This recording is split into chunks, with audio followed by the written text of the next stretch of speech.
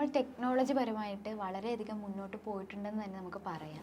കാരണം എല്ലാ കാര്യത്തിനും നമ്മളെ ഹെൽപ്പ് ചെയ്യാൻ വേണ്ടിയിട്ട് AI ആയാലും പലതരത്തിലുള്ള ടൂൾസും നമുക്കുണ്ട്. അതിൽ റോബോട്ടിക്സ് ആയാലും എല്ലാം ഒരുപാട് നമുക്ക് ഓപ്പർച്യൂണിറ്റീസ് ഉണ്ട്. എന്താണ് മരിയയ്ക്ക് ഇതിൻ്റെ നമ്മുടെ നൂതന ടെക്നോളജീസിനെ കുറിച്ചിട്ടുള്ളൊരു അഭിപ്രായം?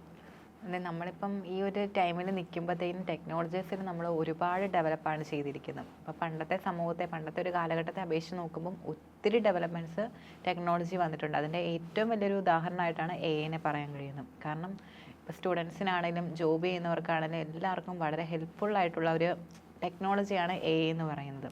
ഇപ്പം നമുക്ക് പണ്ടെന്നൊക്കെ പറഞ്ഞാൽ നമുക്കൊരു നോട്ട്സ് എടുക്കാനായിട്ട് ടീച്ചേഴ്സ് തരുന്ന നോട്ട്സ് കൂടെ നമുക്ക് എടുക്കാനായിട്ടൊക്കെ വളരെയധികം വഴികൾ കുറവായിരുന്നു. പക്ഷെ ഇപ്പം നമുക്ക് ജസ്റ്റ് ഒന്ന് ChatGPT ഒന്ന് ചോദിച്ചു കഴിഞ്ഞാൽ കൃത്യമായിട്ടുള്ള വിവരങ്ങൾ നമുക്ക് കിട്ടും. അപ്പം അതൊക്കെ ഒരു വശത്ത് നോക്കുകയാണെങ്കിൽ വളരെ ഹെൽപ്ഫുള്ളായിട്ടുള്ളൊരു കാര്യമാണ്. പിന്നെ എല്ലാ കാര്യത്തിനും ഒരു പോസിറ്റീവ് നെഗറ്റീവ് ആയിട്ടൊരു വശം കാണും. അപ്പം പോസിറ്റീവ് വശമുണ്ട്, നെഗറ്റീവ് വശം ഉണ്ടെന്ന് പറയാം. ഇപ്പം അതുപോലെ തന്നെ AI മാത്രമല്ല, അതെ റോബോട്ടിക്കിൻ്റെ കാര്യം പറയുകയാണെങ്കിൽ അതും ഒരു വലിയൊരു ടെക്നോളജി പരമായിട്ട് നമ്മൾ മുന്നിട്ട് നിർത്തുന്ന കാര്യമാണ്. അതായത് ജോബിൻ്റെ ആ ഒരു കാഠിന്യം കുറയ്ക്കാൻ വേണ്ടിയിട്ട് സഹായിക്കുന്ന കാര്യമാണ്. ഒരു വലിയൊരു ജോബ് കൊടുത്താലും സിമ്പിളായിട്ട് ചെയ്ത് തരാൻ വേണ്ടിയിട്ട് ഒരു ഓപ്പർച്യൂണിറ്റി ഉണ്ട്.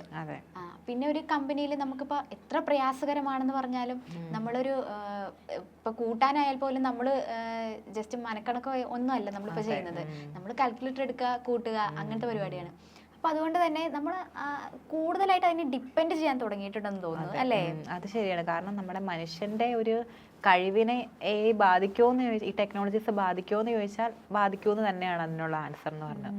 കാരണം നമ്മൾ കൂടുതലും നമ്മൾ ഹാർഡ് വർക്ക് ചെയ്ത് ചെയ്യേണ്ട സമയത്ത് നമുക്ക് സിമ്പിളായിട്ടൊരു ഫോൺ ഉണ്ടെങ്കിൽ ജസ്റ്റ് ഒന്ന് ടച്ച് ചെയ്താൽ കിട്ടുന്ന ടെക്നോളജി വരെ ഇപ്പോൾ എത്തി നിൽക്കുകയാണ്.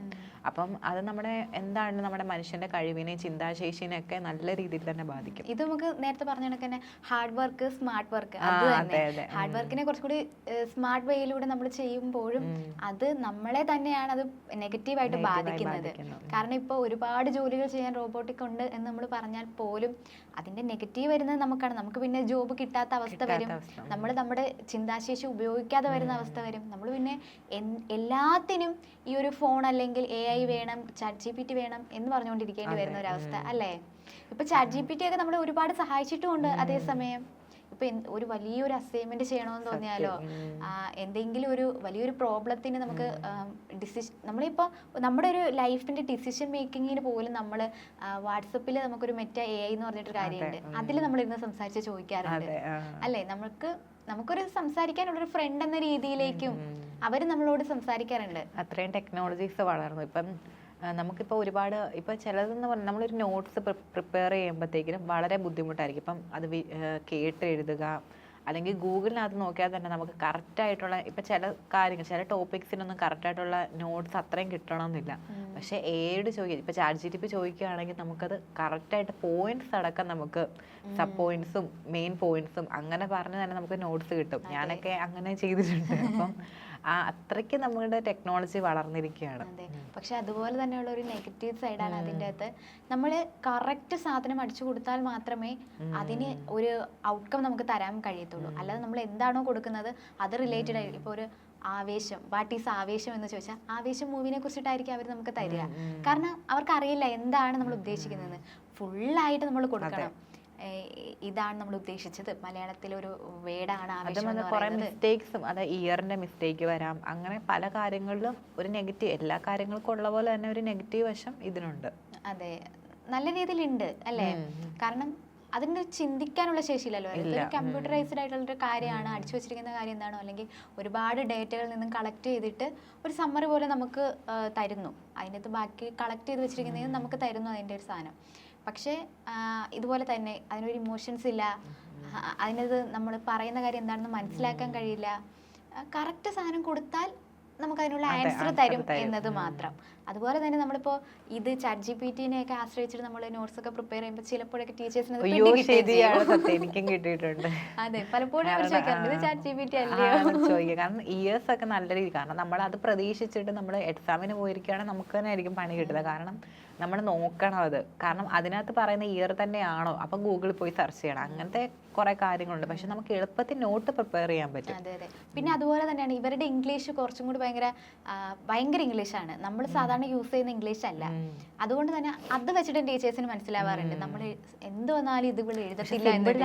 വെരി സിമ്പിൾ ലാംഗ്വേജ് എന്ന് വെച്ചാൽ അത്രയും സിമ്പിൾ ആയിട്ടുള്ള ലാംഗ്വേജും വരും. അതെ, അപ്പൊ എല്ലാം കൂടി ഒരു പാക്കേജ്ഡ് ആയിട്ടുള്ള AI. അതുപോലെ തന്നെ ഇതിന്റെ ഒരു നെഗറ്റീവ് പറയുകയാണെങ്കിൽ നമുക്കിപ്പോ ഡീപ് ഫേക്ക് എന്ന് പറയുന്നിട്ടുള്ളൊരു ആപ്പ് ഇപ്പോൾ വന്നിട്ടുണ്ട്. അതിൻ്റെ അകത്ത് ആരുടെ ഫോട്ടോ ഇട്ടാലും അതിനെ വേറൊരു രീതിയിലേക്ക് ട്രാൻസ്ഫർ ചെയ്ത് തരുന്ന ഒരു രീതിയിലുള്ള അങ്ങനെ ഒരുപാട് നെഗറ്റീവ്സ് ഉള്ള ഒരു കാര്യം കൂടിയാണ് AI. അത് നമ്മളെ നന്നായിട്ട് ബാധിക്കുന്ന ഒരു കാര്യം കൂടാണല്ലേ. കാരണം നമുക്കിപ്പോൾ അറിയാം ഈ ടെക്നോളജീസ് വളർന്ന ആ ഒരു ഈ സാഹചര്യത്തിൽ നമുക്ക് ഒരുപാട് അതിനെ മിസ്യൂസ് ചെയ്യുന്ന തരത്തിലുള്ള ആൾക്കാരുണ്ട്. കാരണം എപ്പോഴും നമ്മൾ എല്ലാവരും പോസിറ്റീവായിട്ട് തന്നെ എടുക്കണമെന്നില്ല. അപ്പോൾ ചില ആൾക്കാർ ഇപ്പോൾ ഫോട്ടോസൊക്കെ എടുത്താണെങ്കിൽ പോലും മിസ്യൂസ് ചെയ്യും, ഗേൾസിനെ ആണെങ്കിലും അങ്ങനത്തെ ഒക്കെ കാര്യങ്ങൾ ഒരുപാട് നമ്മുടെ സമൂഹത്തിൽ നടക്കുന്നുണ്ട്. ഇപ്പം അതുപോലെ തന്നെ ഒരു കാര്യം പറയുകയാണെങ്കിൽ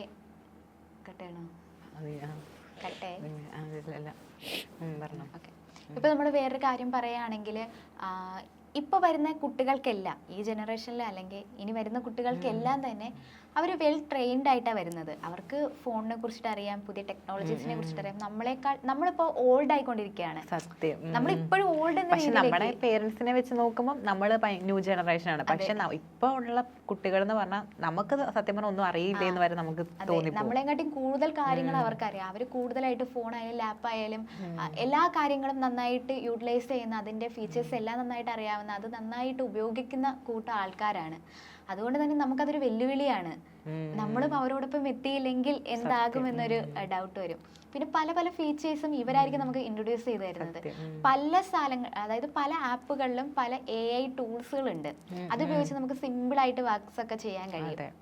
ഇപ്പോൾ ഫോട്ടോഷോപ്പിലായാലും അത് കട്ട് ചെയ്തെടുക്കാനായാലും മാസ്ക് ചെയ്തെടുക്കാനൊക്കെ ആയാലും നമുക്ക് ഫോട്ടോഷോപ്പിൽ തന്നെ ഒരു AI എന്ന് പറയുന്ന ഒരു സാധനം ഉണ്ട്. അത് ചെയ്ത് കഴിഞ്ഞാൽ സിമ്പിളാണ് കാര്യം, നമുക്ക് പണി അത്രയും കുറഞ്ഞു.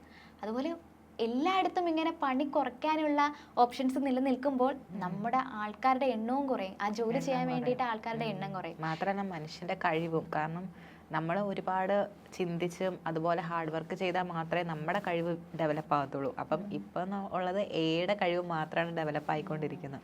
അപ്പോൾ ഒന്നിനൊന്നിനും നമ്മുടെ കഴിവ് പിന്നോട്ട് പോവുകയാണ് ചെയ്യുന്നത്. അതെ, എനിക്ക് തോന്നുന്നു ഈ AI വരുമ്പോൾ നമ്മൾ കൂടുതലും കൂടി സ്വന്തമായിട്ട് കുറച്ച് എഫേർട്ട് ഇട്ട് സ്വന്തമായിട്ട് എന്തെങ്കിലും ഒന്ന് ചെയ്തു കഴിഞ്ഞാൽ നമ്മുടെ ബിസിനസ്സിനൊക്കെ നമ്മൾ തന്നെ സ്വന്തമായിട്ട് എന്തെങ്കിലും ചെയ്തു കഴിഞ്ഞാൽ നമുക്ക് വളരാൻ പറ്റുമെന്ന് കരുതാം. അല്ലാതെ ഒരു കമ്പനിയിലോ അങ്ങനെ ഒരാൾക്ക് വേണ്ടിയിട്ട് പണിയെടുക്കുകയാണെങ്കിൽ ഒന്നും ചെയ്യാൻ പറ്റൂലെന്നാണ് എനിക്ക് തോന്നുന്നത്. കാരണം നമ്മൾ നേരത്തെ എന്ന് പറഞ്ഞാൽ നമുക്ക് ഒരു ഡിപ്പെൻഡ് ചെയ്യാനായിട്ട് ഒരു സംഭവം ഇല്ല, ഒരു ഫാക്ടർ നമുക്ക് ഇല്ല ഡിപ്പെൻഡ് ചെയ്യാൻ വേണ്ടിയിട്ട്. അപ്പം നമ്മൾ എന്താ ചെയ്യുന്നത്, ഡിപ്പെൻഡ് ചെയ്യാൻ ആരും ഇല്ലാതെ വരുമ്പോൾ മനുഷ്യന്റെ സ്വഭാവം നമ്മൾ തന്നെ നമ്മുടെ കഴിവിനനുസരിച്ച് നമ്മൾ ചിന്തിക്കും. പക്ഷെ ഇപ്പൊ നമുക്ക് അങ്ങനെ ചിന്തിക്കേണ്ട പോലും ആവശ്യമില്ല. എന്താണ് ടൂൾ ഉപയോഗിച്ച് നമുക്ക് തന്നെ നമ്മുടെ ഒരു ബിസിനസ് വളർത്തിയെടുക്കാം അല്ലേ? അത് നല്ലൊരു പോസിബിലിറ്റി ആയിട്ടുള്ള കാര്യമല്ലേ?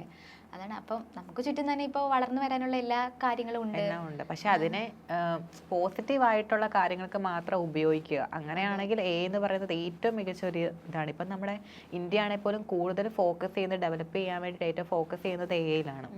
അപ്പം അത്രയും അതിന്റെ വളർച്ച ഡെവലപ്മെന്റിനുള്ള സാധ്യത വളരെ കൂടുതലാണ്. അതുകൊണ്ടാണ് എല്ലാ രാജ്യങ്ങളും അതിലോട്ട് മുന്നിട്ട് നിൽക്കുന്നത്. തീർച്ചയായിട്ടും ഇനി വരുന്ന എല്ലാ സ്ഥലങ്ങളിലും ഇങ്ങനെ തന്നെയാണ്, എല്ലാ ഓഫീസുകളും ഇത് തന്നെയാണ് ഇംപ്ലിമെന്റ് ചെയ്യാൻ നോക്കുന്നത്. കാരണം ആളുകളുടെ എണ്ണം കുറച്ചിട്ട് അവിടെ വർക്കിംഗ് സ്പേസ് കുറച്ചിട്ട്, അല്ലെങ്കിൽ അതിൽ വർക്ക് ചെയ്യേണ്ടവർ കുറച്ച് റോബോട്ടിക്സ് ആയിട്ടുള്ള ആൾക്കാർ, അതാകുമ്പോൾ എണ്ണവും കൂടും, ക്വാണ്ടിറ്റിയും കൂടും.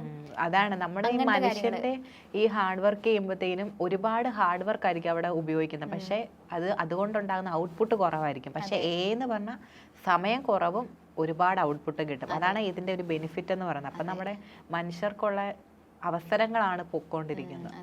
അപ്പൊ ഇനി അങ്ങനെ ആയിരിക്കാം നമ്മുടെ ഒരു ഇന്ത്യ എന്ന് പറയുന്നത്. ഇനിയിപ്പോ മുന്നോട്ടുള്ള സമൂഹം ലോകം തന്നെ എങ്ങനെയാണ് നമുക്ക് ഒരിക്കലും പറയാൻ പറ്റത്തില്ല. കാരണം ഇനി മുന്നോട്ട് നമുക്ക് ജോലി കുറവായിരിക്കും പൊതുവെ. പക്ഷെ എങ്കിൽ പോലും റോബോട്ട് ആണെങ്കിൽ പോലും പ്രവർത്തിക്കാൻ മനുഷ്യൻ വേണം. അത് നമ്മൾ ഓർക്കേണ്ട ഒരു കാര്യമാണ്. പക്ഷെ അവിടെ വെല്ലുവിളി ഉണ്ടാവും, നമ്മളും അത് ആക്സസ് ചെയ്യാൻ അത്രയും പ്രാപ്തരായിരിക്കണം. അല്ലെങ്കിൽ നമ്മളൊക്കെ പോയി കഴിഞ്ഞു.